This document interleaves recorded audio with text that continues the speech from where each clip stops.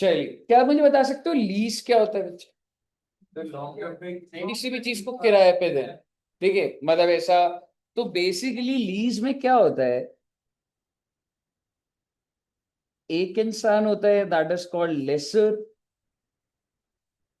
और दूसरा होता है जी लेसी। ओके।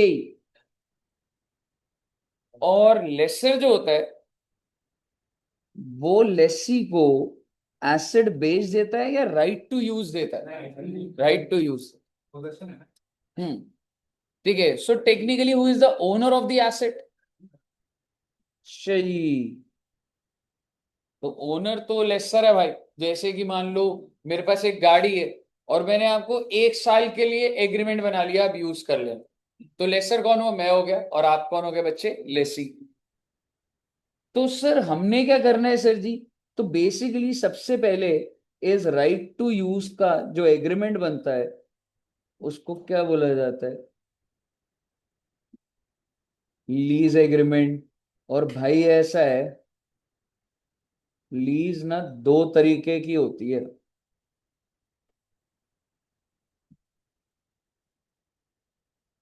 एक होती है फाइनेंस लीज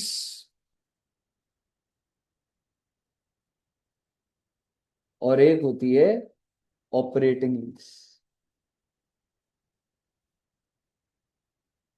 सर ये फाइनेंस लीज क्या होता है? मेरी बात ध्यान से सुनना। एक गाड़ी की जो जैसे पेट्रोल कार है, लीगल लाइफ कितनी है? 15 साल। मैं आपको किराए पे दे रहा हूँ 15 साल। क्या ये कहीं ना कहीं आपको सेल जैसा नहीं लग रहा? We are entering into a lease agreement, जिसमें मैं आपको गाड़ी कितने साल के लिए दूंगा? 15 साल के लिए। और आप मुझे 5-5 हजार रुपए हर महीना किराया दे देना।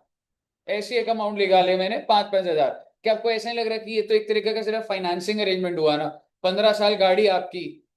तो बोलने को तो ये लीज है, लेकिन क्या मैं कहीं ना कहीं सारे उसके रिस्क एंड रिवॉर्ड एग्रीमेंट पढ़ के ये दिख नहीं रहा कि भाई ये बेचने वाला ही तो एग्रीमेंट हुआ? तो उस चीज को क्या बोला जाता है? Finance lease. फाइनेंस लीज में क्या होता है बच्चे? कि आपको वो एग्रीमेंट पढ़ के दिखेगा, ठीक है, कि all the risk and rewards have been transferred. अगर गाड़ी के लिए 15 साल है और अगर मैं आपको 2 साल के लिए देता हूं, is it a finance lease और ऑपरेटिंग लीज? ऑपरेटिंग। ऑपरेटिंग होता है भाई यूज कर वापस दे चल। आपको प्रोजेक्टर चाहिए, 10 दिन लेके गए, वापस कर दो आप। आपके हिसाब से ये जो जगह हमने ली है, दिस इज फाइनेंस लीज। और exactly, because the life of the land and building is infinite. और मैं इधर अभी हमारा जो एग्रीमेंट 3 साल का, तो ये ऑपरेटिंग लीज होती है। लेकिन अगर मैं आपको बोलूं कि मैं आपको मोबाइल फोन देने को तैयार हूं लीज पर, कितने साल के लिए? 5 साल के लिए। क्या मैं कह सकता हूँ जनरली लाइफ भी 5 साल ही होती है फोन? तो ये ऑपरेटिंग हुआ या फाइनेंस? फाइनेंस। ठीक है जी। और भाई बात ये सब इसलिए कर रहा हूं मैं क्योंकि फाइनेंस लीज के अंदर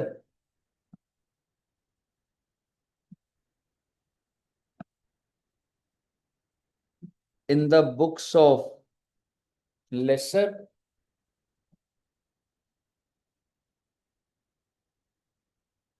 in the books of lessor क्या क्या एंट्रियां डालेंगे ये हमें देखना पड़ेगा।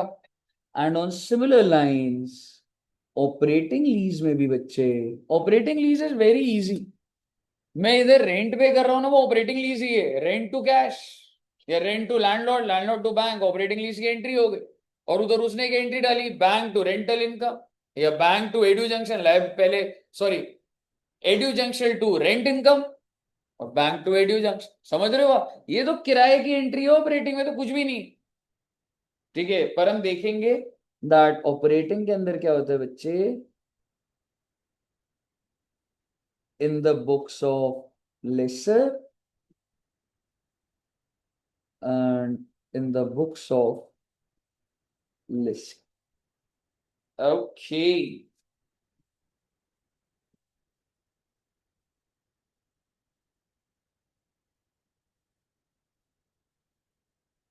एक जनरल, मतलब ये मैं इसलिए बनवा रहा हूं आपको कि आपको लास्ट डे और ऐसे नोट्स का वो समझ आएगा।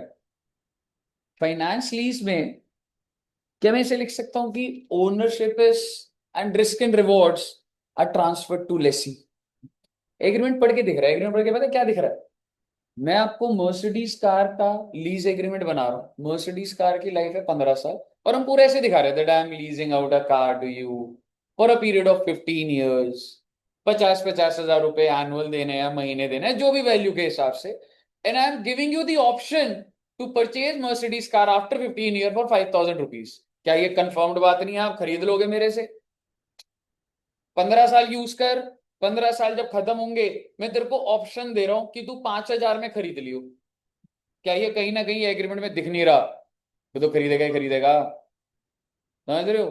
तो बेसिकली आप जब एग्रीमेंट पढ़ते हैं ना, तो आपको दिख जाएगा कि फाइनेंस लीज में वो एग्रीमेंट ऐसा दिख रहा होगा कि वो सिर्फ पैसा तो महीना आ रहा है, बट टेक्निकली आप बेच ही रहे हो। समझ रहे हो? सो बेसिकली फाइनेंस लीज में you can say ownership, ownership नहीं लिखना चाहिए पेपर में, जो होगा वो तो लास्ट डे ही होगा, नाम पे तो मेरी है, ठीक है, बट आप ये कह सकते हैं risk and rewards associated with the assets are transferred, जगह लिख रखी थी नहीं रखी थी? मेरे बेटे ने फाइनेंशियल में 2 लाइनें छोड़ी दी, 2 ब्लॉक, ठीक है, मतलब ठीक है। सिर्फ और सिर्फ अगर आप इतना छोटा भी ये भी लिख दोगे ना, risk and rewards are transferred, तो भी आपको हिंट लग जाएगी, बिकॉज यहाँ पे risk and rewards transferred to the lessee. और क्या लग रहा है, ऑपरेटिंग लीज में ट्रांसफर होते हैं? नहीं, ऑपरेटिंग लीज में risk rewards are not transferred. Okay.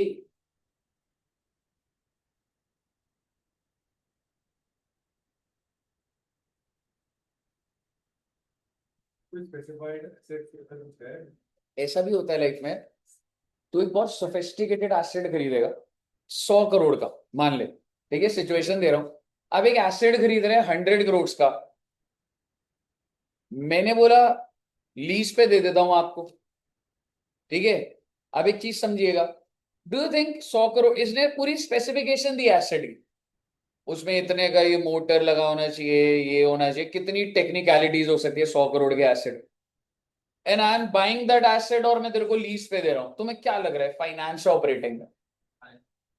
Finance है। मैं इसकी पूरी स्पेसिफिक है भाई, तेरे को जो एसेट के अंदर डालना है ना, जैसे कंप्यूटर के अंदर कॉन्फ़िगरेशन होती है, 100 करोड़ के एसेट के अंदर तेरे को क्या पार्ट डालने हैं, क्या सोर्सिंग होनी चाहिए, सारा तू बता दे, मैं खरीदूंगा, मालिक मैं हूं, मैं तेरे को यूज करने को दूंगा, तू मुझे किराया देते रहिए। Do you think this is financing और ऑपरेटिंग? This financing. इतनी स्पेसिफिकेशन में पता नहीं मार्केट में दूसरे बंदे को दे भी पाऊंगा, मैं नहीं दे पाऊंगा। When the kind of the asset is purchased by the lessor, which is so specific to the requirement of lessee, that's finance lease. समझ रहे हो? तो ऐसे तो कई टर्म्स होती है, वो आएंगी भी थोड़ी बहुत, ठीक है, लेकिन आप ये समझते। और एक आइडिया क्या होता है, एक बात बताओ, मर्सिडीज गाड़ी कितने की होती है? 50 लाख की। मैं 15 साल में आपसे कितने ले रहा हूं, मान लो 15 साल लाइफ होती है ना, 3 लाख रुपए मुझे साल का दे दे भाई। 3 लाख अगर साल का देगा तो 15 साल में क्या हो गया, 45 लाख। मैंने कहा और, ठीक है चलो इतनी बात ही कर लो। आप मुझे बताइए, क्या कहीं ना कहीं मैं आपसे सारा पैसा नहीं ले रहा? और अगर आपको लग रहा है सर अभी भी बच रहा है, अरे तो कार की वैल्यू अभी 40 लाख मान लो ना अभी। मान लो गाड़ी आज मर्सिडीज कितनी आ रही है, 40 लाख, मेरे नाम पे रहेगी गाड़ी, ठीक है, आपको दे दूंगा यूज करने को, नाम पे किसके, मेरे ही, आप यूज कर रहे हो, पर हमारा एग्रीमेंट क्या है, आपको 15 साल के लिए यूज के लिए दिया है। Basically I am giving an asset that is equal to the life or close to life, and what amount I am generating from you. गाड़ी की वैल्यू है 40, और तुमसे कितने पकड़ रहा हूं मैं पैसे, 45। क्लियर दिख रहा है भाई, तू सारी वैल्यू उसी बंदे से ले। कहने को लीज बोल लो, पर लीज के अंदर कौन सी कैटेगरी बन गई है, finance. It is nothing but same.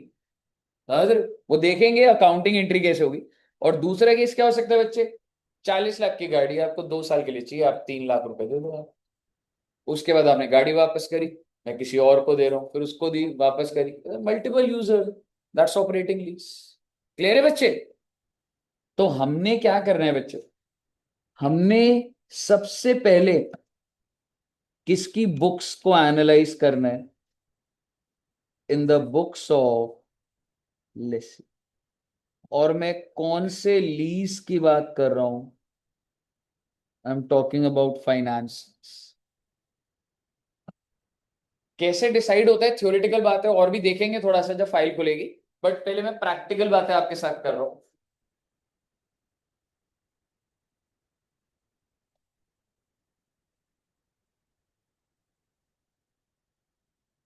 तो मान लीजिए mister A, mister B and Mr. A is lesser, Mr. B is lessee. Right to use के लिए क्या दिया है जी, मोबाइल।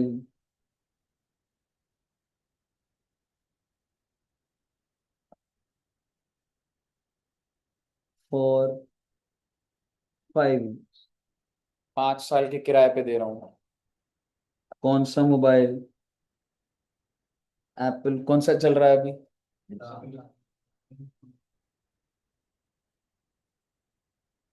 आईफोन 17 आ गया है क्या, iPhone 16 pro max. Oh my God, क्या आप मुझे वैल्यू बता सकते हैं आज की? 1.5 लाख। एक तो ना एग्जैक्ट नहीं जाना बट ठीक है, हो गए 1.5 लाख रुपए हो गए। ठीक है, मतलब फ्रेंचाइजी थोड़ा ना बोलनी है बेटे। ठीक है, 1.5 लाख रुपए का एप्पल का एक फोन मिलता है आज। और मैं आपको क्या बोल रहा हूँ, ये ट्रांसफर के बाद क्या लिखा है, ट्रांसफर कहाँ लिखा है,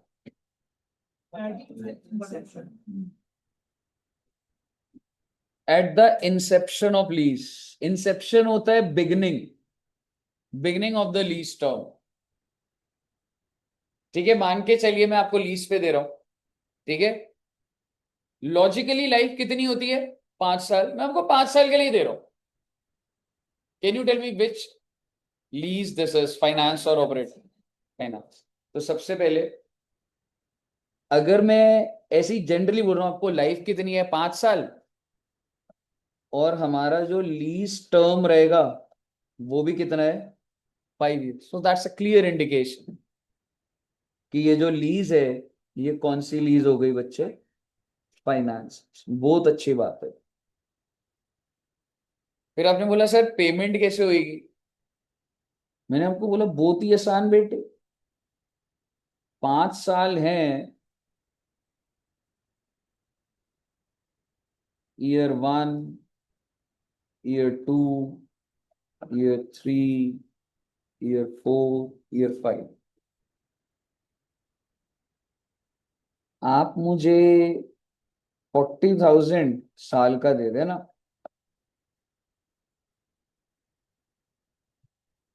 आपने काउंट करा रहे सर 40 40 करेंगे 5 बार होगा, ये तो 2 लाख हो गया। हाँ तो पेमेंट भी तो अभी नहीं दे रहा, ब्याज भी तो लगेगा, समझ रहे हो? ठीक है, तो ब्याज भी लगेगा। सीएमए के बच्चों ने हायर परचेज करा था, सेम जैसा ही थोड़ा है वैसा ही है। ठीक है,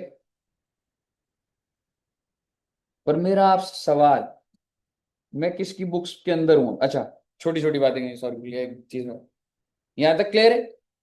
सो ये जो 40 40 हजार आप दे रहे हैं ना, इसको बोला जाता है MLP. MLP stands for minimum lease payment.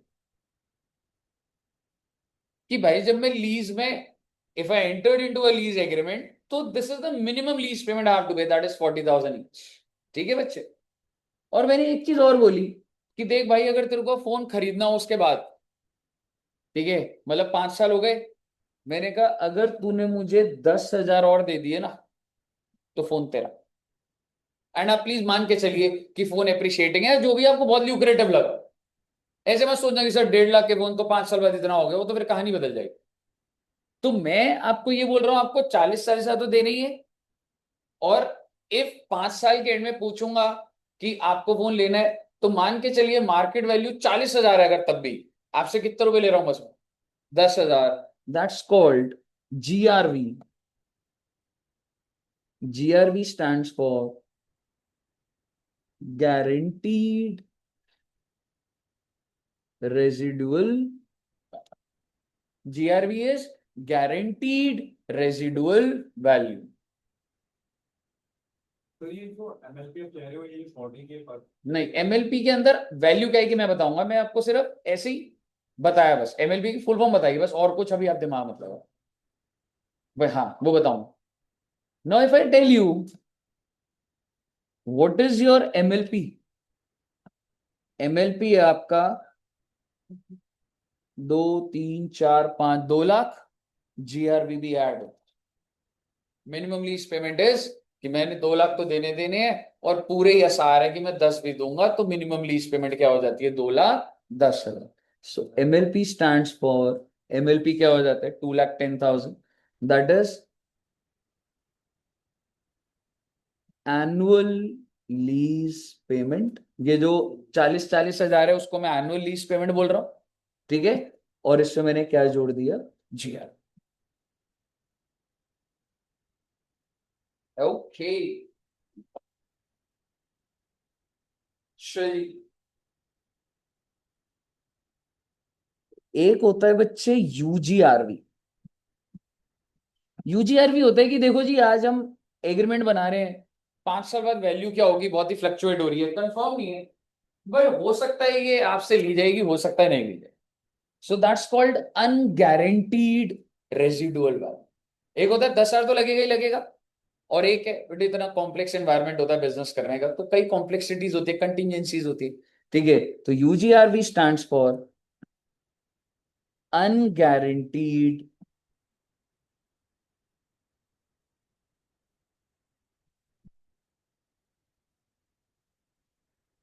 Residual value. GRV समझ आ गया आपको, UGRV आ गया। क्या मैंने UGRV को MLP में डाला था, नहीं, ठीक है, ध्यान रखिए।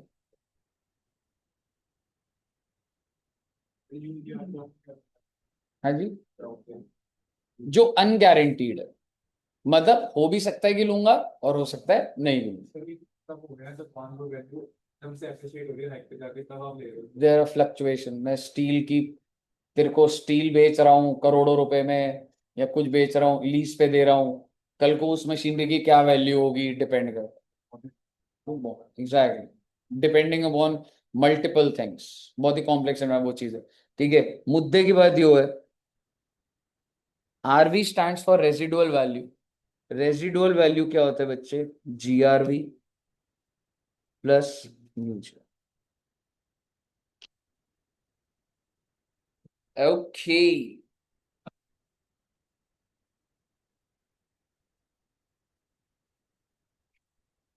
तो अगर ये जो मैंने पूरा सेटअप बनाया, इसमें आपसे अगर मैं पूछूं, UGRV मान लो मैंने दे भी दिया आपको, 30,000 दे दिया लो, मैंने कहा भाई लूंगा नहीं पता, 30,000 हमने डिसाइड कर दिया। अगर मैं आपसे अब स्टेप बाय स्टेप पूछूं, क्या आप मुझे बता सकते हैं MLP कितना था वो? बहुत अच्छी बात है। GRV, UGRV और रेजिडुअल वैल्यू। तो भाई इन तीनों में से कोई दो दे देगा तो तीसरा निकाल लेंगे ना उसमें। और एक बार नोट करो बच्चे इसको।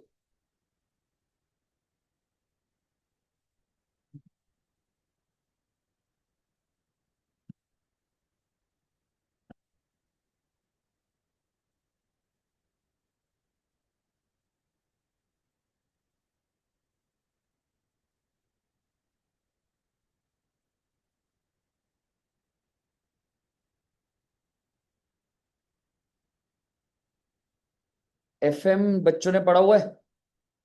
IRR का कॉन्सेप्ट पढ़ा हुआ तो उस प्रोजेक्ट के अंदर ही कुछ पढ़ा हुआ है, हल्का फुल्का तो आइडिया होगा कि क्या इंटरेस्ट रखा जाए कि जो इनफ्लो आ रहा है और मेरा कैपिटल, आज मेरे करोड़ों रुपए लगने, फ्यूचर में आपने मुझे पैसे देने हैं, ठीक है, आज मैं एक प्रोजेक्ट में 100 करोड़ डाल रहा हूं, तो क्या मैं रेवेन्यू नहीं देखता क्या कि 100 करोड़ डालूंगा तो पैसा कितना आएगा, तो किस रेट पे मुझे मतलब वो पैसा मिले कि एटलीस्ट इतना तो आ जाए जितना मैंने इन्वेस्ट करा है। सो एक रेट निकलता है मार्केट के हिसाब से, ठीक है, आपको उसके अंदर अभी नहीं जाना, जनरली नहीं सुना हुआ तो कोई दिक्कत नहीं। तो एक इंटरेस्ट रेट होता है लीज में भी, जैसे कि वो भाई अगर आपसे 40-40 हजार ले रहा हूं तो उसमें ब्याज घुसा है तो कुछ तो रेट होगा ना उसका, कोई तो लॉजिक लगाया होगा ना, तो उसको क्या बोला जाता है, interest rate implicit in the lease is the rate at विच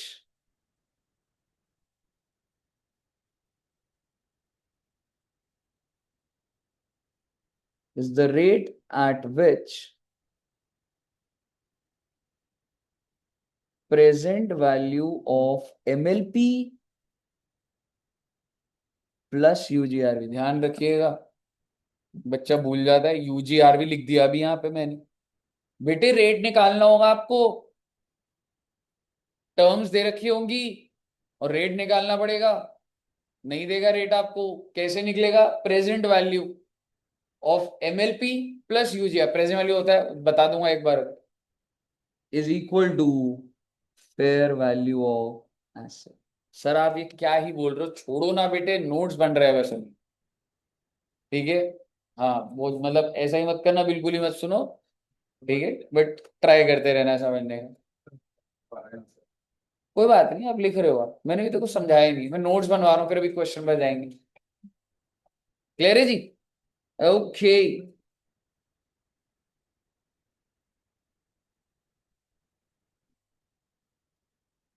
ये सारी बातें आपने किसकी बुक्स में लिखी है, हाँ तो भूलिएगा नहीं। नहीं, अब मेरा आपसे सवाल है जी, क्या मैं कह सकता हूँ फाइनेंशियली इस पर है, जिसके अंदर एक लेसर लेसी को एसेट दे रहा है, कहने से for the entire duration of the life of the asset, तो एसेट किसकी बुक्स में होना चाहिए, लेसर या लेस,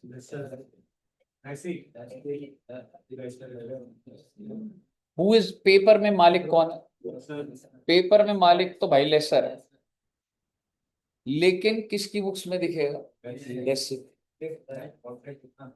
क्योंकि भाई ये दिख नहीं रहा वो कि लग रहा है किराए पर है, बट वो जा चुका है एसेट वो, तो बेसिकली मिस्टर बी, ये जो आपने बनाया होगा, आप यहाँ पे will record fixed assets, fixed asset बोल लो या सिर्फ एसेट बोल लो, in its books of accounts, okay. अरे सर पेपर पे तो किसका नाम होगा फिर भी, लेसर का, तो ये लॉजिक होता है, this is called substance over form, reality को ज्यादा इंपॉर्टेंस दो भाई, रियलिटी ये है कि एसेट जा चुका है और मालिक कोई और है, वो अपने हिसाब से यूज कर रहा है, मॉड्यूलेशन भी अलाउड है, एग्रीमेंट में लिख दिया, आपको कोई टेक्नीशियन बुलाना है, आपको कोई एडिटिंग करनी है, कोई खराब हुई आपकी जिम्मेवारी, हमारे पे मत आना, समझ रहे हो, तो बेसिकली वो आप ही का है टेक्निकली। और अगर आपको ये बात समझ आ रही है तो बता दो, अगर एसेट तुम्हारा तो डेप्रिसिएशन कौन चार्ज कर रहा होगा, लेस ही करेगा भाई, depreciation will be charged in books of accounts of less। अब नीचे नोट में भी लिख सकते हो, यहाँ जगह भी छोड़ी है तो वहां भी लिख सकते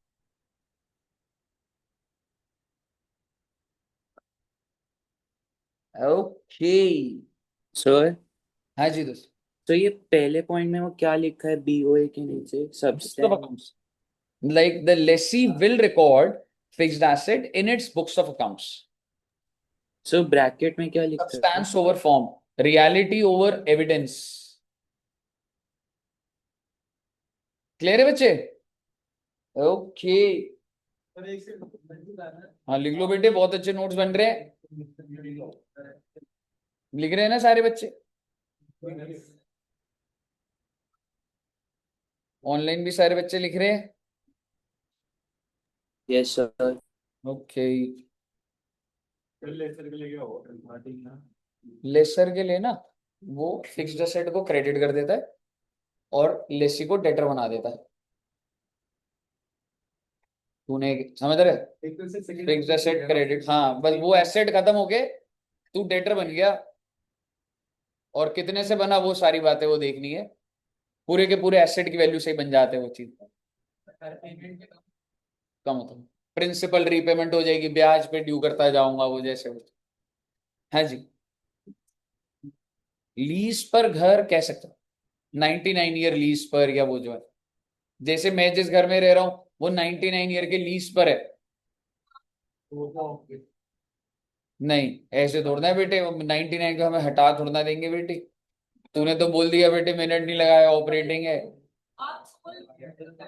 वो सिर्फ वो फ्री होल्ड लीज होल्ड होता है प्रॉपर्टी के अंदर ही, हम उसको बेच ही सकता भी मैं। तो उसके बाद आप ऑफर पे छुट्टी होगी। जरा सी फीस होगी कुछ, क्या होगी वो उसी टाइम देख के वो होगा, पर ऐसा वो आप ही मालिक हो, 99 ईयर वाले मालिक।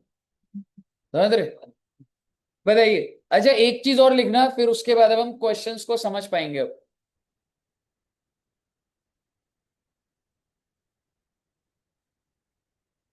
क्या लिखना था, लिख लिया। अच्छा हाँ, जर्नल एंट्रीज।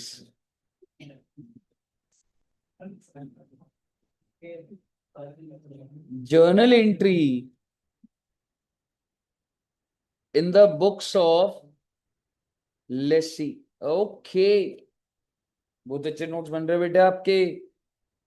लेसी जैसे ही एसेट लेकर आएगा, जैसे मान लो अभी मैंने आपको मोबाइल दिया, एग्रीमेंट साइन हो गए, मोबाइल दे दिया, अब आपको रिकॉर्ड नहीं करना पड़ेगा उस एसेट को, तो आप उस एसेट को डेबिट कर देंगे and you can say that this is an asset on lease. Debit that's a fixed asset. Current asset भी है तो मुझे कोई फर्क नहीं पड़ता, उस फिक्स्ड एसेट मान लो आसान रहता है। और क्रेडिटर क्या करूं? लेसर। समझ रहे हो? क्रेडिट किसको करूंगा? लेसर। अब आप अपनी समझ से बताइए मुझे, कितने रुपए पे एसेट को रिकॉर्ड करो? जैसे अभी जो हमने इतना बड़ा एग्जाम्पल बनाया, एमएलपी पे सर हमारी समझ के लिए 2 लाख एमएलपी कितना? 2 लाख। क्योंकि यूजीआर के भी काउंट करते हैं। Very very very good. 2,10,000 ही लिखा है ना ये? सॉरी, 2,10,000। यहाँ तक क्लियर है बच्चों? कैसा क्लियर है आप?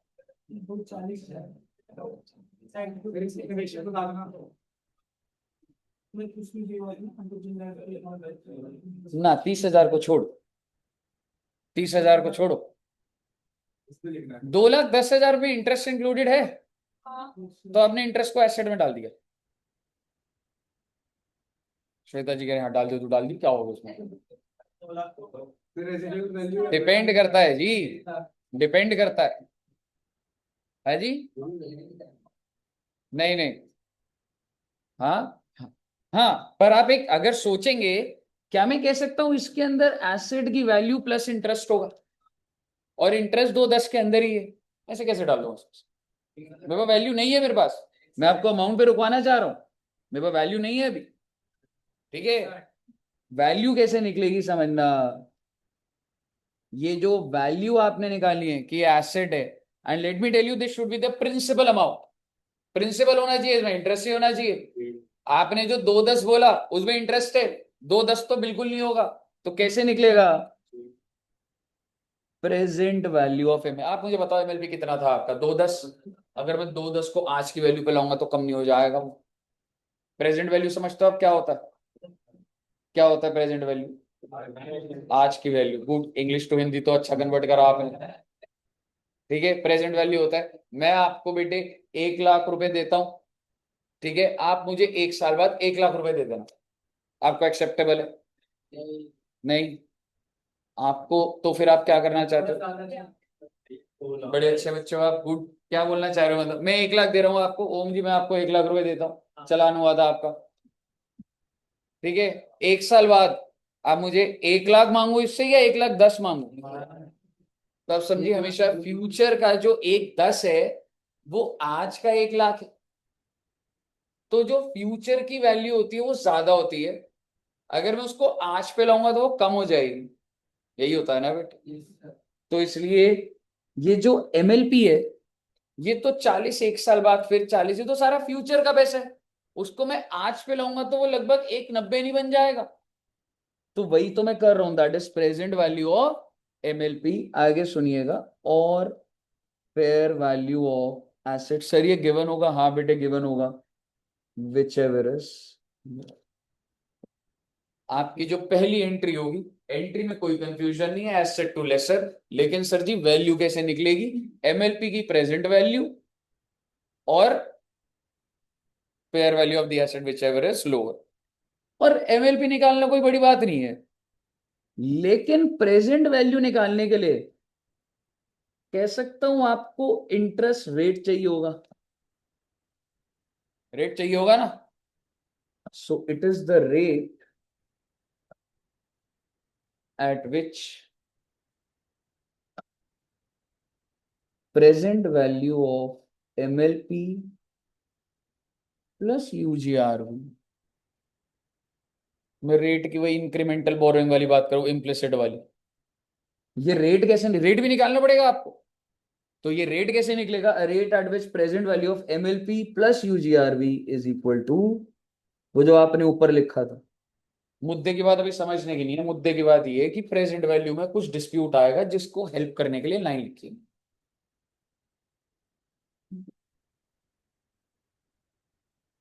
फ्यूचर वैल्यू में interest future value of asset. निकाल, हिट एंड ट्रायल से मुझे इंटरेस्ट निकालना पड़ेगा, इस रेट पे क्या हो रहा है, फिर कुछ फॉर्मूला लगेगा, रेट निकाल। 1 लाख तो नहीं ले रहा, 1 लाख के एसेट की value the. That's fair value, good. आपने जो बोला 1.5 लाख रुपए मैंने एसेट वैल्यू लिख दी थी, करेक्ट, ठीक है। तो वो क्या वैल्यू हो गई मेरी? डेट, ठीक है। और दूसरी क्या चाहिए मुझे? Present value of MLP. MLP का अमाउंट पता है मुझे, पर मुझे वो डिस्काउंट करना, ठीक है। तो इसलिए मेरे सारा झमेला चल रहा है।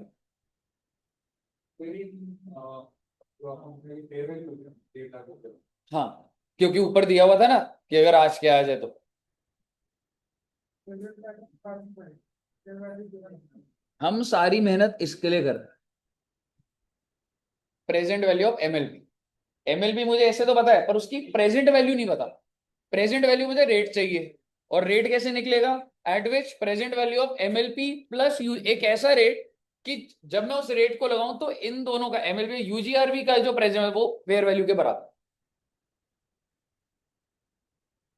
और एक छोटी सी बात और लिख लेना, otherwise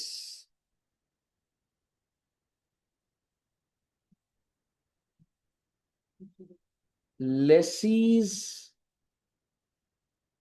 incremental borrowing rate will be used. Sir ये क्या लिख रहे हो आप? अरे छोड़ो ना बेटे, लिख लो बच्चे। सारी बातें थोड़ा ना समझनी है एकदम से।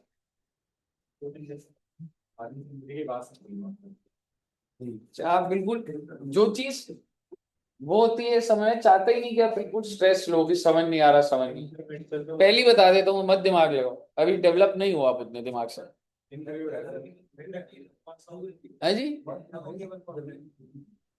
रेवोकेबल होता है जिसमें आप वापस कर सकते। रिवोक कर दिया, लेसी ने बोला नहीं ये नहीं चाहिए, एग्रीमेंट में लिखा हुआ, किसी में भी हो सकता। ये तो टर्म्स के अंदर लिखा होगा तो वो चीज किसी में भी हो सकती है। हाँ जी, लिख लिया बच्चों ने? ओके, ऐसी बोल रहा हूँ बेटे, काफी अच्छी, बहुत अच्छी बात है, लिख लिया हमने, पता आपको।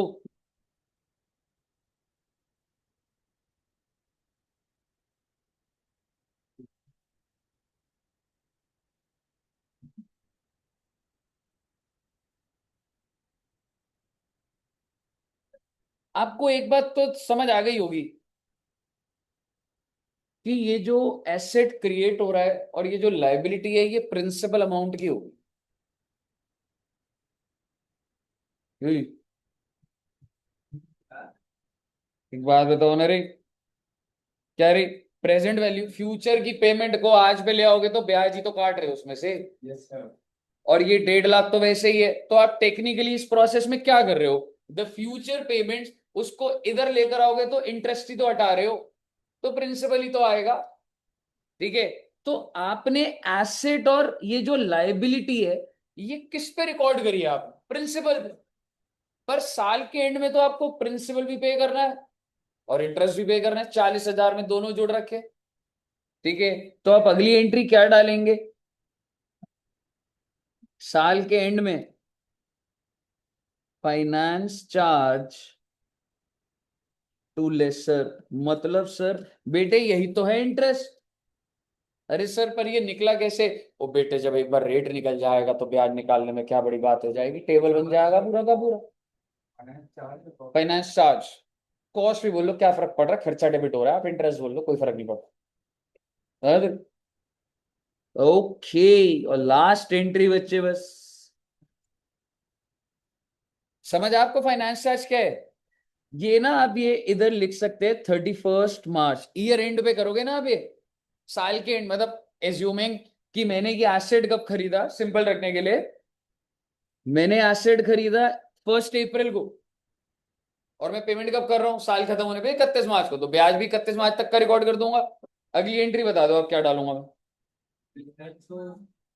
ना पेमेंट कर दो पहले, हाँ 31 मार्च को। तो हाँ दोस्त, तो एक भाई सेकेंड एंट्री समझा दो। इंटरेस्ट निकाला आपने, कैसे निकाला वो आप मेरे ऊपर छोड़ दो। आपने इंटरेस्ट को डेबिट करा और लेसर के नाम की लायबिलिटी रिकॉर्ड कर दिया,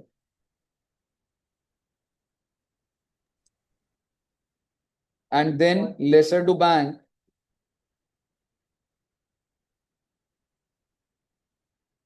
क्या लग रहा है आपको लेसर टू बैंक कितने अमाउंट से होगा, जो कि हमारा फिक्स कर दिया था मैंने आपका 40,000, वो तो फिक्स था ना 40,000 रुपए जैसे चल रहा है। अब उसके अंदर इंटरेस्ट कैसे निकलेगा एग्जैक्ट निकाल लेंगे ना, इसलिए मैं अमाउंट नहीं लिख रहा, लेकिन ये बात तो मैं तय बोल सकता हूँ कि ये तो 40,000 ईएमआई तो है, ईएमआई के अंदर ब्याज भी होता है। और कोई एंट्री बच्चे,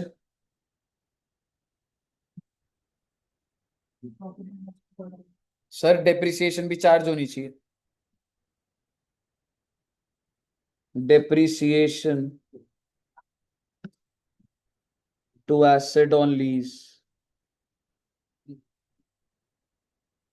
और आखिरी एंट्री 31 मार्च को पीएनएल में भेज दीजिए प्लीज, डेप्रिसिएशन को भी, और दूसरा क्या था, एग्जैक्टली फाइनेंस चार्ज।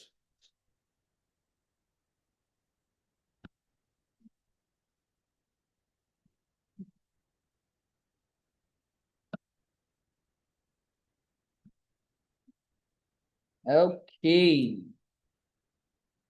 ये आपकी होगी भाई पहले साइड, एंट्रीज ज्यादा नहीं आनी, हमें वो एमएलपीज उसका प्रेजेंट वैल्यू उस पे ज्यादा दिमाग है। समझ लो, ऐसे एंट्रीज बहुत ज्यादा नहीं है। कही क्लियर है बच्चे, नोट डाउन कर लिया, हाँ। तूने एसेट रिकॉर्ड करा, तू एसेट लेकर आया था, now it's in the books of lessee, so asset debit to liability 1 April acquisition, और इसको at the inception of lease भी बोलते हैं, जिस दिन से स्टार्ट हो जाता है। ठीक है,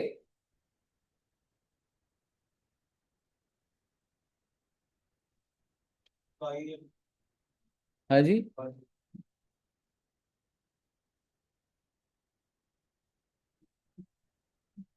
eight the inception of lease.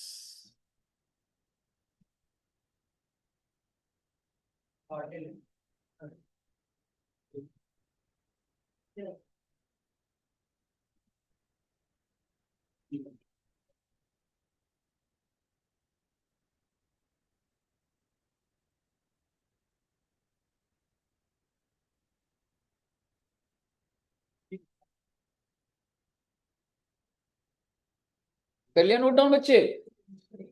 Yes, sir. Okay,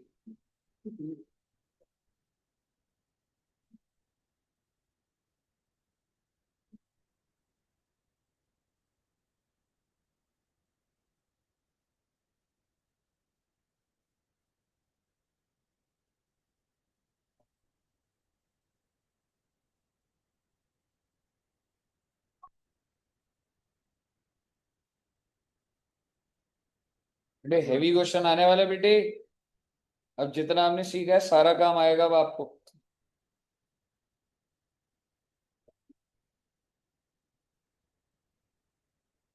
entry समझ आ रही है ऐसी?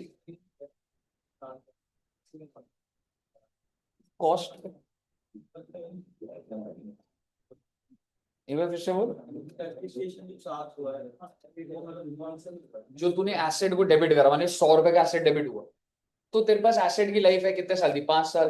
20 रुपए करते हैं WDV, जो भी रेट दिया होगा डाल दे, ठीक है ना? वो तो एसेट पे ही लगनी, ठीक है ना दोस्त? अच्छा एक बार इधर देखना बच्चों, ठीक है? अब ये एग्जांपल थोड़ा लंबा भी जाएगा, आपको कैलकुलेशन करनी होगी, ठीक है? और वो कैसे सॉल्व हो रहा है पूरा का पूरा देखेंगे, पर एक बार देखेंगे कि क्या हमें सारी टर्म समझ आ रही।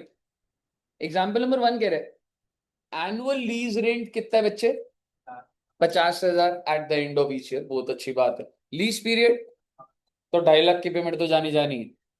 GRV 25,000, UGRV 15,000, इसका मतलब 2.5 लाख की पेमेंट थी और 25,000 और 2,75,000 तो जाएगा ही।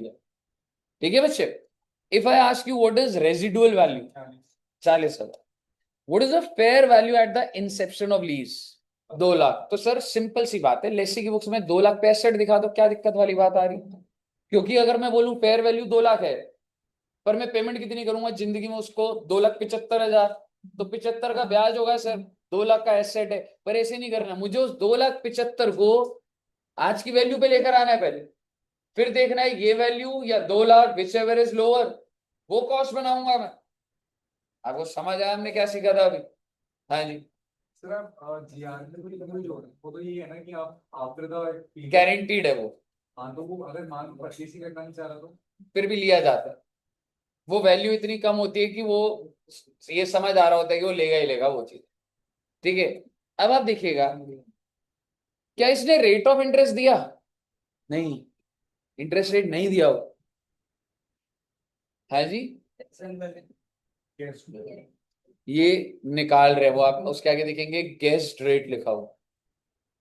हाँ, ठीक है? रेट ऑफ इंटरेस्ट स्क्रीन पे तो दिख रहा है, पर क्वेश्चन सिर्फ इतना ही।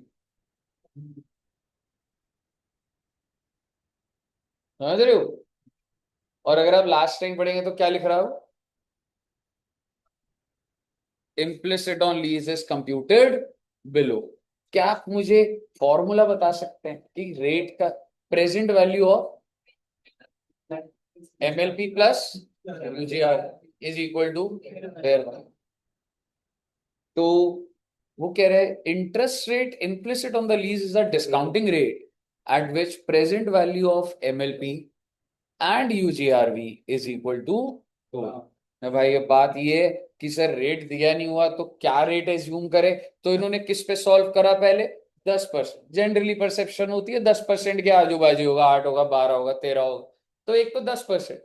तो आप समझ रहे क्या करा हुआ है? Year and 1, year and 2, year and 3, year and 4, 5, उसमें कह सकता हूं ये। अगर मैं आपको बोलूं MLP क्या क्या है, ये है ना, और साथ में क्या ऐड हो गया? क्योंकि रेट निकालने के लिए मैंने आपको लिखवा रखा है वहां, आप फॉर्मूला चेक कर लीजिए, हमने लिखा है जो। क्या आप इसकी प्रेजेंट वैल्यू नहीं निकाल सकते? कैसे निकलता है ये है कि 1 साल बाद 50,000 से अच्छा है आज के क्या है 1 रुपए का। तो अगर मैं बोलूं ये क्या होता है बच्चे, this is technically present value of ₹1, 1 रुपए का निकलता है हमेशा। 1 साल बाद 1 रुपया मिल रहा है, उससे बेहतर है मुझे आज कोई 0.909 दे दे। कैसे निकला ये? 1 डिवाइडेड बाय 1.10। आप कैलकुलेटर में करेंगे 0.909 आ जाएगा। अब क्या करूं नेक्स्ट? इक्वल टू दबाऊंगा तो 0.826 आएगा। इसका मतलब क्या होता है 0.826 का? 2 साल बाद 1 रुपया मिलना है, तो आज क्या बेटर है उससे 0.826 दे दो, फिर इक्वल टू दबाओगे 0.751 683 621। तो आपका ये जो आप सॉल्व करोगे तो कितना आ गया, ये 2,14,000 ना। सुनो एक बार पहले सीक्वेंस में आप लिखोगे इसको, इसके बाद अभी पूरा 2,14,000 आया। पर मुझे एक ऐसा रेट चाहिए जिसपे जब मैं इन सब की प्रेजेंट वैल्यू करूं तो क्या आ जाए, 2 लाख। मुझे 2 लाख चाहिए, क्योंकि उसी को मैं रेट बोलूंगा कि भाई ये रेट है भाई मेरा इम्प्लिसिट रेट। तो अब मैं 10% से बढ़ाऊं आगे या रेट को गिराऊं? बढ़ाऊं, क्योंकि रेट ज्यादा होगा तो आज के लिए और कम आती जाए। अगर 30% रेट होता है तो अगर आज का 100 रुपए तो वो 130 हो। अब समझ रहे हो मैं क्या बोल रहा हूं? तो अगला रेट इन्होंने गेस क्या करा, 14%। सर 12% से कर दो भाई 12%। आप 12 से करोगे, अगर मान लो फिर 2,05,000 आ गया तो आपको रेट तो और बढ़ाना पड़ेगा ना। जनरली बोल रहा हूं, 12 पे करो और 2,05,000 आ गया तो फिर मैं 14-15 पे जाऊंगा। तो इन्होंने क्या करा बच्चे, किस पे ले लिया, 14%। सर हम 15 पे ले सकते थे, ले सकते थे। देखो ये थोड़ा ना कि गेस रेट भी पता लगता है। 10 ले लिया, 15 ले लिया। अब बताओ मुझे 14% पे कितना आया, 190। नाउ ध्यान से सुनिएगा, क्या 2 लाख आया? It is next to impossible कि आप एक ऐसा रेट एक लगा दो अगर 2 लाख आ जाए।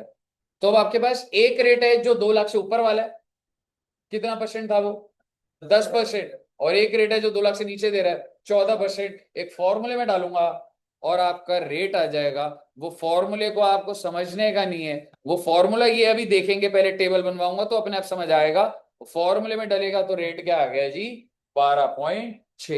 ये 12.6 का रेलिवेंस समझिए, 12.6 वो रेट है जिसमें आप अपनी एमएलपी और यूजीआरवी को डिस्काउंट करोगे तो 2 लाख रुपए आ जाएगा। पहले बताइए समझ आया आपको? ये निकलेगा कैसे, स्टेप बाय स्टेप देखेंगे। आप टेबल बनाना शुरू कर दीजिए बच्चे। सबसे पहले 10% पे निकाल दीजिए, डेटा आपके पास है, और सबसे पहले 10% पे निकालो।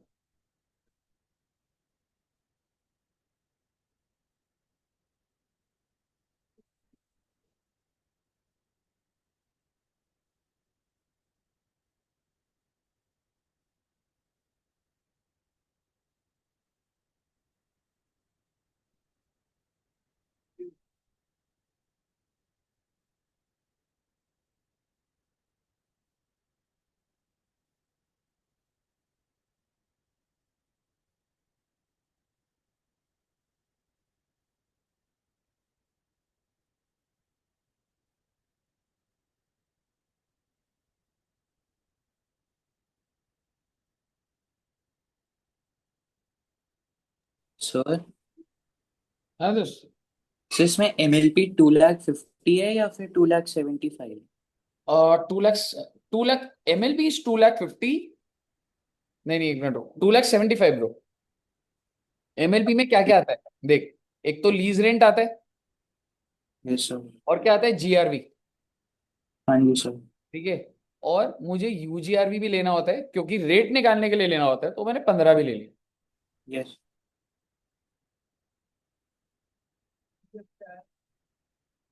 क्या दोस्त, discount, discounting factor, discount rate या डिस्काउंटिंग फैक्टर है दोस्त। अगर, हाँ हाँ कर सकते हैं, सीधा ही मतलब वो लिख के सीधा ही कर सकते हैं, कोई दिक्कत नहीं।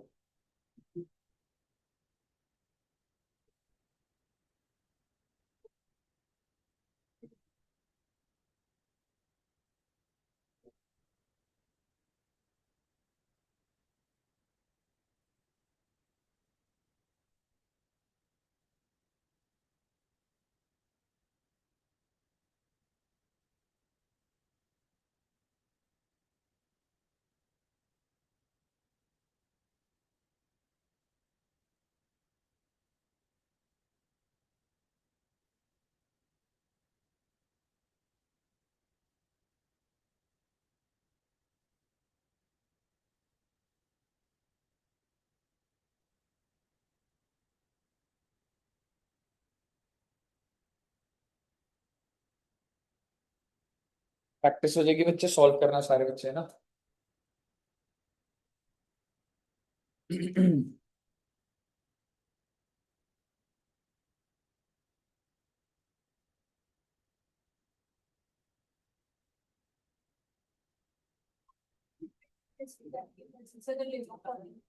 जैसे अगर आप 13 ले लेते, 15 ले लेते, तो आ ही जाता 2 लाख से नीचे वाला, फिर वो उस फॉर्मूले में डाल देंगे तो आ जाएगा, मैं तो दिखाऊंगा, ले सकते हो कैसे। डिस्काउंट फैक्टर 1 डिवाइडेड बाय 1.10, क्योंकि जैसे रेट है ना 10%, तो क्या होता है कि 1 डिवाइडेड बाय 1 तो आता ही आता है, इसके आगे रेट लिख दिया जाता है, दैट इज 10।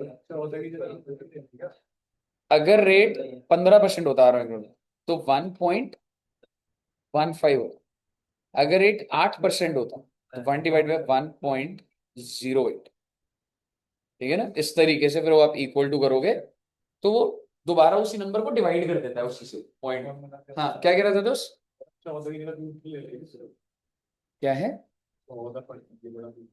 ले सकता है, आंसर वही आएगा तेरा, ठीक है, पर वो फॉर्मूले में भी डालूंगा, हाँ डाल दो, कर दो, कोई दिक्कत।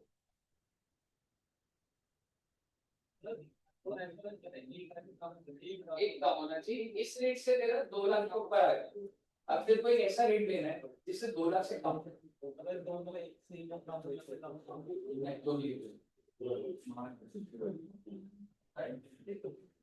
ये तुम लोग अभी एफए में आईआरआर रेट होता है इन द प्रोजेक्ट कि इतना, हाँ तो वो आएगा ये का।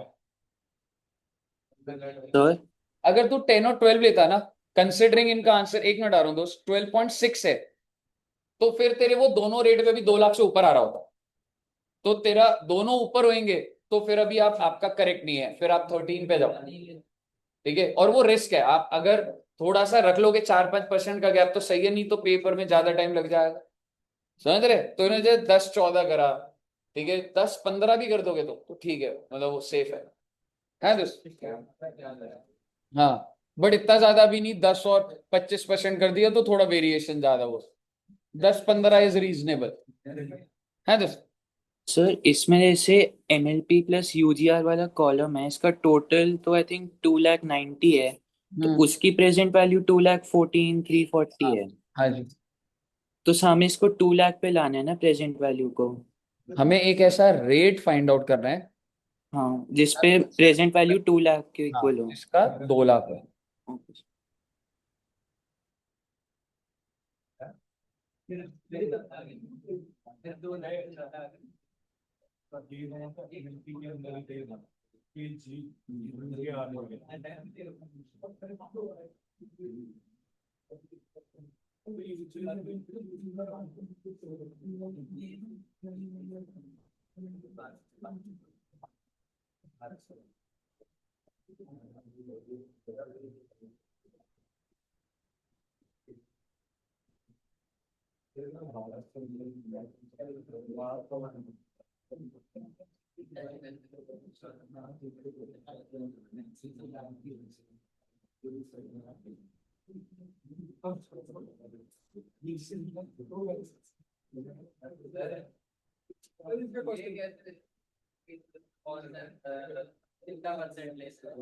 जनरली एक जो रेट होता है वो 10 से 15 के बीच में होता है, तेरे को लगे सर मैं नहीं लेता 10 में, तो 8 से 9 भी हो सकता है, तो भाई 8 ले ले, 8 और 14 ले ले, जनरली इस रेडियस नहीं 15 पे कर, इन्होंने करा हो, ठीक है, तू 15 पे कर ले, फिर जब मैं फॉर्मूला लगाऊंगा तो 12.6 आ जाएगा। हाँ अभी वो फॉर्मूला जब आएगा ना सामने, अभी तक तुम्हारे रेट का निकला, तुमने 10 और 14 पे निकाल दिया, उसके बाद मैं एक फॉर्मूला बताऊंगा, उस फॉर्मूले में वो इनपुट जाएंगे कि 10 पे ये आया था, 14 पे ये आया था, तो कितने पे 2 लाख पे आएगा, तो बराबर इक्वेशन यूनिटरी टाइप की बैठ जाएगी।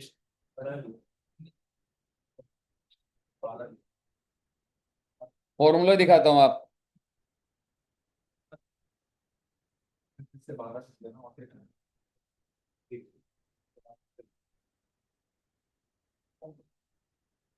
Lower rate, higher rate minus lower rate, 2,14,000 किस पे आया था बेटे? लोअर वैल्यू जो आई थी आपकी,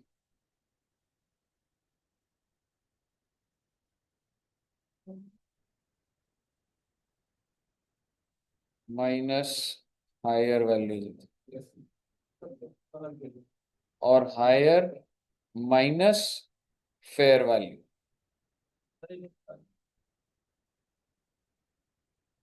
फॉर्मूला सिर्फ ऐसे लिख दिए, याद कर।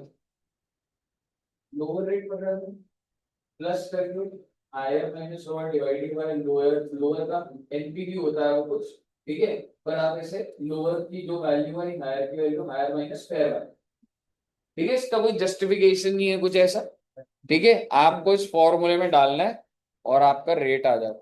अब आपने रेट लोअर का 10 लिया हो, 8 लिया हो, हायर का 15-20 लिया हो, वो डालोगे तो रेट है।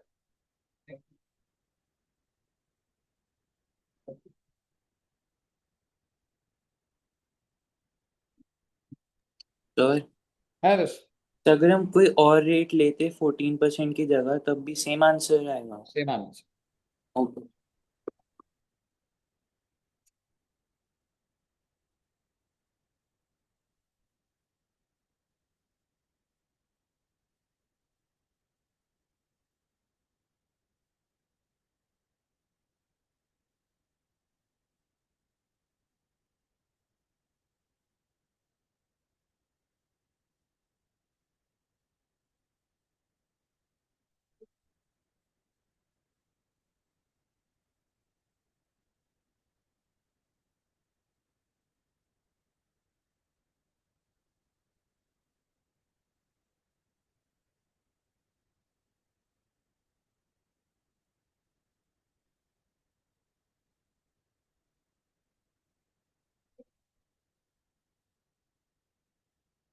आएगा, मैं तो बोला था बेटे आ जाएगा, आप वो चेक करे सर तो। मैंने सेकंड में 12% लिया था। 12 में नहीं आएगा ब्रो, क्योंकि 12 में भी तेरा वो पॉजिटिव ही आ रहा, 2 लाख से ऊपर ही आ रहे होंगे दोनों। नहीं कम आया, 2 लाख दो जब 12.6 पे 2 आ रहा तो 12 में तो ज्यादा ही आ रहा। निकाल। हाँ exactly, so it's not good कि आप सिर्फ डिफरेंस 2% ले रहा, 5% ले ले, वो चीज सही।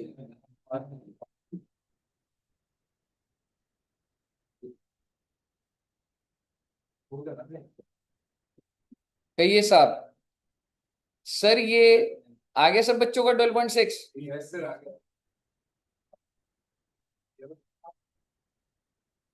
आगे 12.6 निकाल लो फटाफट। इसको क्या पेपर में ऐसे आ सकता है बच्चे की, calculate implicit interest rate implicit in the lease term. Paper में से इतना क्वेश्चन भी आ सकता है। अब वो ऊपर का डेटा दे देगा और बोलेगा भाई रेट निकाल के दे दे, हाँ सर? और आगे के क्वेश्चन में अगर दे रखा है तो हम सीधा जर्नल एंट्री पे पहुंच जाएंगे। अभी आगे भी बढ़ेगी बात अभी। तो पहली की सेकंड ऑफ 12.5 दिया है, ओहो, 12.8 सही है वाला। 10 से 12.5, हाँ सर एक थोड़े नंबर बढ़ाओ भाई। पॉइंट में लेके तो सही आंसर क्या करना 10 नंबर से 12.5 तक ही जाओगे क्या? आंसर तो कल बजाइए अभी।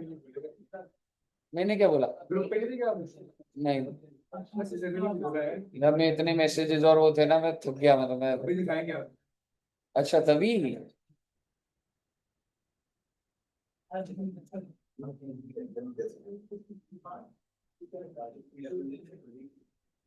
सॉल्व कैसे करें? कि बेटे अब इतनी मेहनत करेंगे ना, 4 महीने सारे बच्चे पास होंगे, देखना आप। ये कहती है आपको, मतलब कैसा लगा, मतलब कुछ नहीं सही में कह रहा हूँ, एकदम छा जाएंगे अब 4 महीने, है ना? पढ़ाई ज्यादा करेंगे। अब वो छोटी छोटी ऐसे शॉर्ट्स और वीडियोस बनाकर दूंगा, वो देखते रहना, बस कॉन्सेप्ट सही हो जाएंगे। आ गया आंसर? अशरफ जी का आ गया, पीछे जोएब जी का आ गया।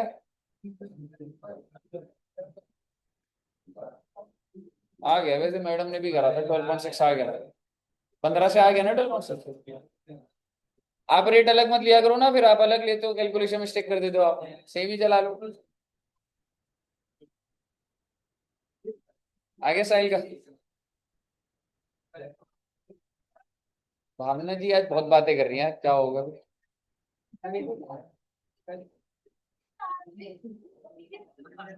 अगर कौन का बता दें कि क्या लिखा फिर है इसमें गलत क्या है? सर, ये फॉर्मूला एक बार बोल करवा देना। अरे रेट है ना, लिख लेना है, कुछ नहीं है। अरे कुछ नहीं है, ये ऐसे लिख देगा पेपर में हो जाएगा। एफएम के अंदर रेट होता है, एनपीवी होता है, ये एफएम के कुछ कॉन्सेप्ट्स होते हैं। मैं जैसे मैं समझ गया तू क्या बोल रहा है, मैं वो लिखना नहीं चाह रहा। लोअर रेट, पता नहीं लग रहा आपको 10% लोअर है। हायर रेट, ये मैं लिखा था अभी, minus lower rate.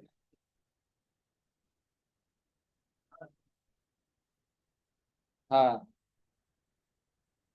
L minus H लिख रहा हूं मैं कि प्रेजेंट वैल्यूज कितनी आई, लोअर रेट पे कितनी आई, हायर रेट पे कितनी आई, और लोअर माइनस फेयर वैल्यू। नीचे ये है ना, तो भाई के तो आगे बहुत ही साइंटिफिक ड्रिवन फॉर्मूला है। अभी के लिए आप इजी करने के लिए यस यू कैन से, अभी के लिए ये आप एग्जाम के लिए याद कर लो तो उस एंगल से ही है।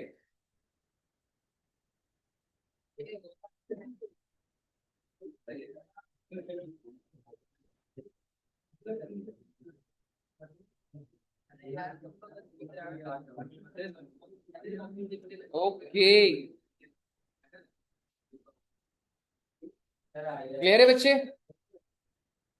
आ गया ना? आ गया, पीछे करो। अब एक सोच के बताओ,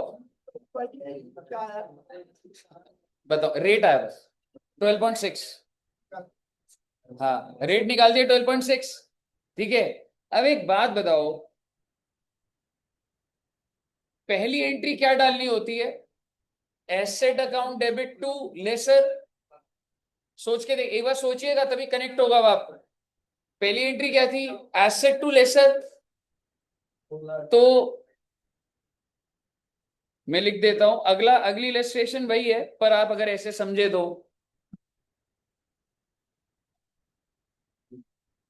asset to lesser, but the question is at which value? Can you tell me what is the fair value?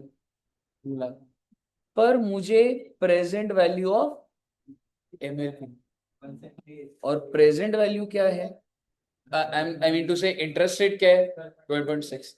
अब मैं इस 12.6% को यूज करूंगा और मैं एमएलपी को डिस्काउंट करूं, एमएलपी को डिस्काउंट करूं, इन दोनों में से जो भी लोअर आएगा वो मेरी वैल्यू। और अगर आप अपना दिमाग लगा पा रहे हो ना, क्या मैं कह सकता हूं ये वो रेट है जिसपे एमएलपी प्लस यूजीआरवी 2 लाख आता है, तो जब मैं यूजीआरवी हटाई दूंगा तो क्या ये कम ही नहीं आएगा? सोच के देखो एक बार, इतना ड्रिल डाउन करना पड़ेगा बात, फिर से बोल दूंगा।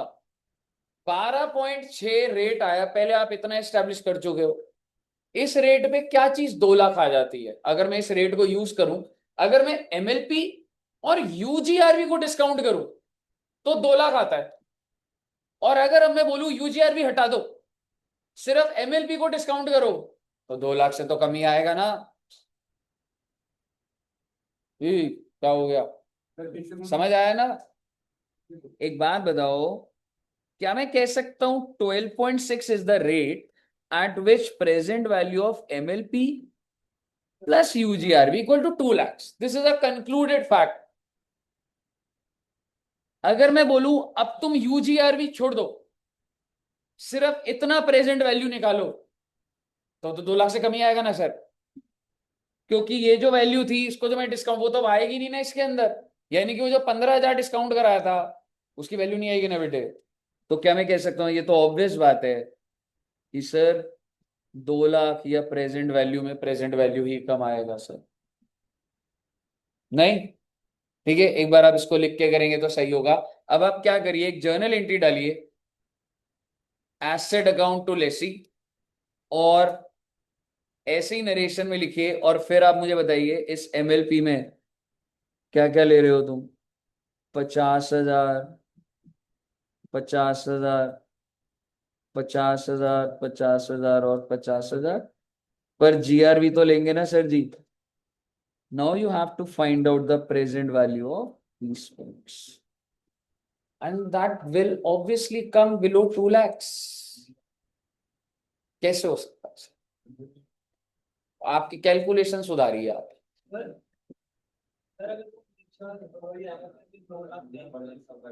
ठीक है वो चलने दे बस जो चल मेक सेंस। बट हाँ मतलब तू ये कह सकता है अगर एग्जाम में क्वेश्चन आ रहा है तो व्हाट इज द रेट कैसे निकाल रहे हैं वो सब।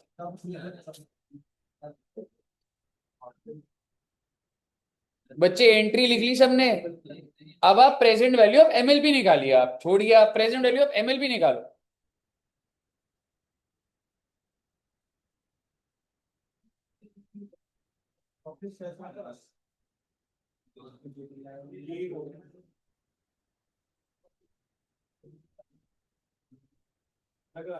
निकालो 191,500 आना चाहिए। प्लीज सारे बच्चे प्रेजेंट वैल्यू ऑफ एमएलपी निकालिए। ये निकला हुआ है ये लो देख लो यार। Present value of MLP. Sir madam ने 5 मिनट में स्टार्ट हो गया। हाँ जी। सर एक चीज बोलना था सर, अगर मैं हायर रेट 12% लेता तो सर उसमें फिर रेट आता 12.48%। नहीं आएगा ना। तू 12% पे तेरे दोनों 2 लाख के ऊपर थे तूने 12% ले रहा है तो हिट एंड ट्रायल अभी सही नहीं है ना आपका। मतलब कितना गैप होना चाहिए मतलब? अप्रोक्सीमेटली 5% तो रख लो ना। अच्छा ओके सर। यार अब तो आंसर लिखा हुआ है। ईयर 1 में 50,000 12.6 से करना 0.890 आया नहीं आया। कैसे करोगे 1 डिवाइडेड बाय 1.126। हाँ तो ठीक है पर इन्हीं का ले लो अभी। ठीक है राउंड ऑफ 3 डिजिट में जो करा है। हाँ वो कर सकता है।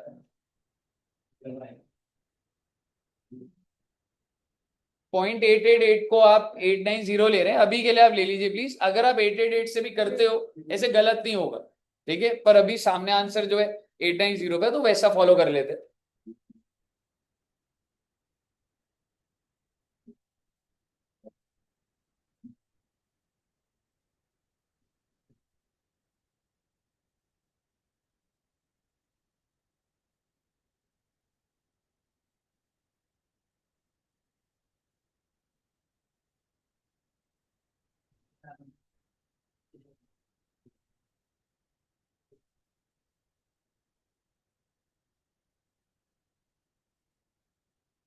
आ गया।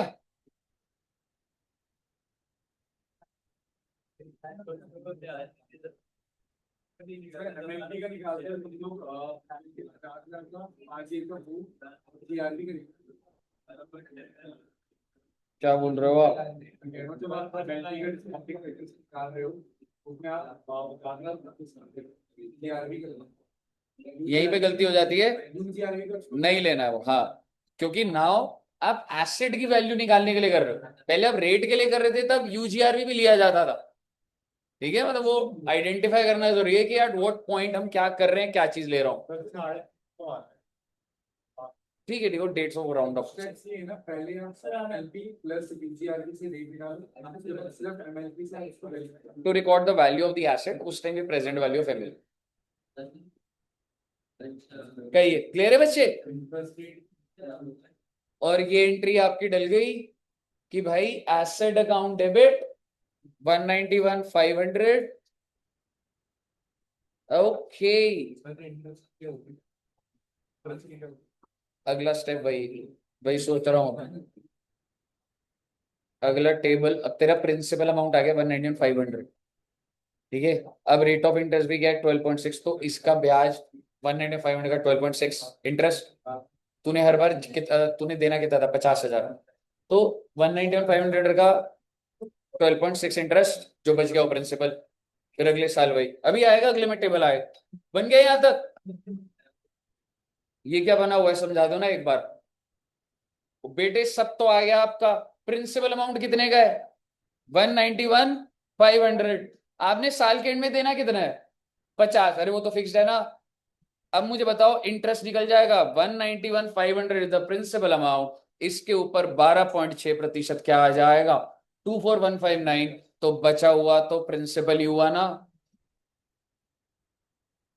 बना लेंगे अभी कोई बात नहीं। नहीं नहीं ऐसे कैसे अगली क्लास में समझते आप ही पढ़ा दो फिर आ जाओ। 191,500 is principal amount, principal amount है, एंट्री डाली है आपने, लायबिलिटी रिकॉर्ड करी है आपने।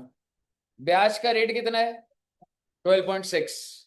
तो आप मुझे बताइए आप पूरे साल का एफएस से, पूरा मान के वो ठीक है 191,500 क्यों, अगर ये प्रिंसिपल है तो इंटरेस्ट कितना लगेगा इस पे 191,500 का 12.6 निकालो एक बार कितना आएगा 24,129।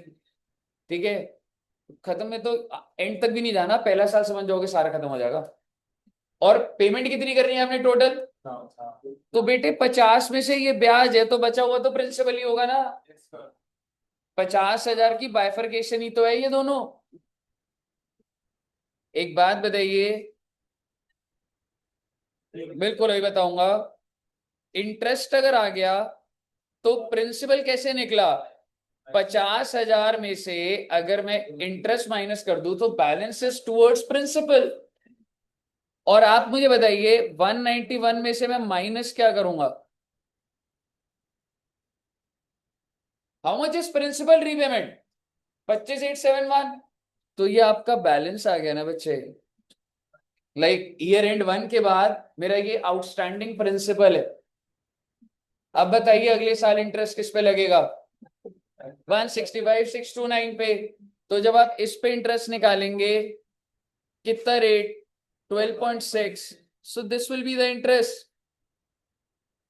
और अगर ये इंटरेस्ट है बट पेमेंट तो 50 जानी है, 50 में से आप 20869 माइनस करेंगे तो अब आपकी 29,000 की प्रिंसिपल की पेमेंट है। ऐसी होता है होम लोन में भी ऐसे होता है, इनिशियल इंटरेस्ट बहुत ज्यादा जाता है। मेरा एक होम लोन पे प्रिंसिपल जाता है, I mean not principal, EMI जाती है 40,000 की, हर महीना 40, अमाउंट फिक्स है लेकिन इंटरेस्ट कितना उसमें 30,000 रुपए का इंटरेस्ट। फिर अगले महीने उसमें होगा कुछ 29,800 रुपए। ऐसे इंटरेस्ट धीरे धीरे, क्योंकि प्रिंसिपल का इतना कम अमाउंट जा रहा है। यहां पे भी तो यही हो रहा है। आप देखो पहले साल में इंटरेस्ट ज्यादा था, अगले साल कम कैसे हो गया ये, क्योंकि कुछ तो प्रिंसिपल रीपेमेंट हुई है ना। अब आप मुझे बताइए 165 में से कितना माइनस हो जाएगा बच्चे, तो कितनी वैल्यू आ जाएगी। इसी तरीके से चला दोगे ना आप इसको। मुझे बताइए समझ आ गया, ये वाला आप बना दीजिएगा, ये अभी बनाओगे। हाँ जी आपका तो है ही नहीं टैक्स, मतलब आप बोल पूछ रहे हो और जाना चाहते हो बस, है ना, मतलब कुछ और है आपके बोलने का, है ना। अच्छा ठीक है बन जाएगा ना बच्चे ये। चलिए किस पे,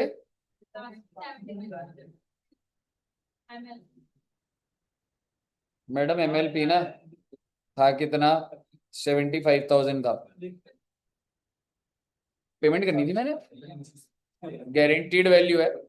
तो प्रिंसिपल जो बचा सारा का सारा बचा हुआ अपने आप ब्याज में डाल दिया इन्होंने। बनाई लो तो सही रहेगा, ऐसा ना हो जाए कि अकाउंट्स भी टफ बन जाए। तो जब बना लोगे तो सही है बेटे, फर्स्ट डे फर्स्ट ट्रांसफर। बना दो बच्चे।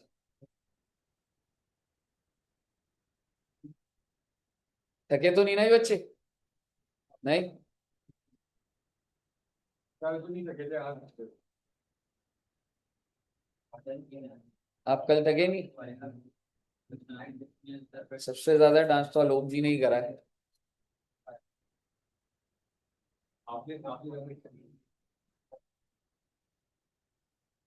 लास्ट ईयर में इसलिए बनवा रहा हूं ताकि आपको लास्ट ईयर का पता लग जाए।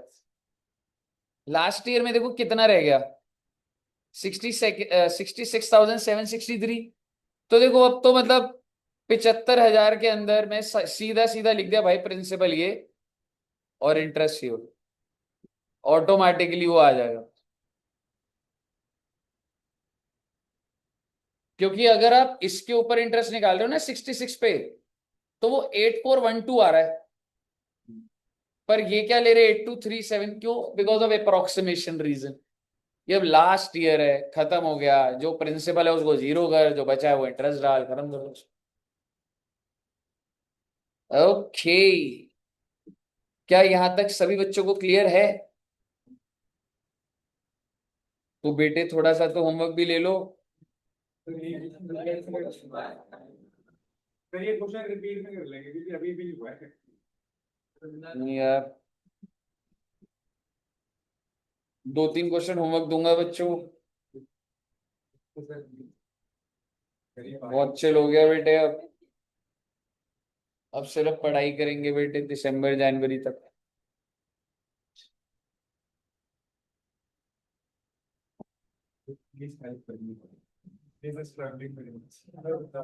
कोई बात नहीं, आप ग्रुप में लिख दो आप, you will get help, auto help we have.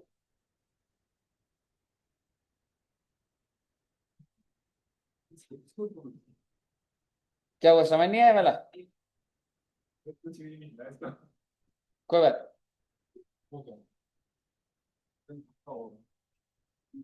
यहां तक हो गया बच्चे? ओ माय गॉड, एंट्रीज देखो बेटे, बन जाएंगी ना एंट्रीज? ठीक है, हो जाएगा ना? तो फिर आप एक काम करिए ना, चलो छोड़ो अभी नहीं दे रहा, कल ही कराऊंगा, अगली क्लास में कराऊंगा। ठीक है, चलिए तो यहाँ तक रखते हैं बच्चे, और नेक्स्ट क्लास में हम लोग का लीज खत्म हो जाएगा। ठीक है, एक क्लास का ये, नेक्स्ट क्लास बहुत आराम से खत्म हो जाएगा। ठीक है जी, okay, thank you very much. जो बच्चे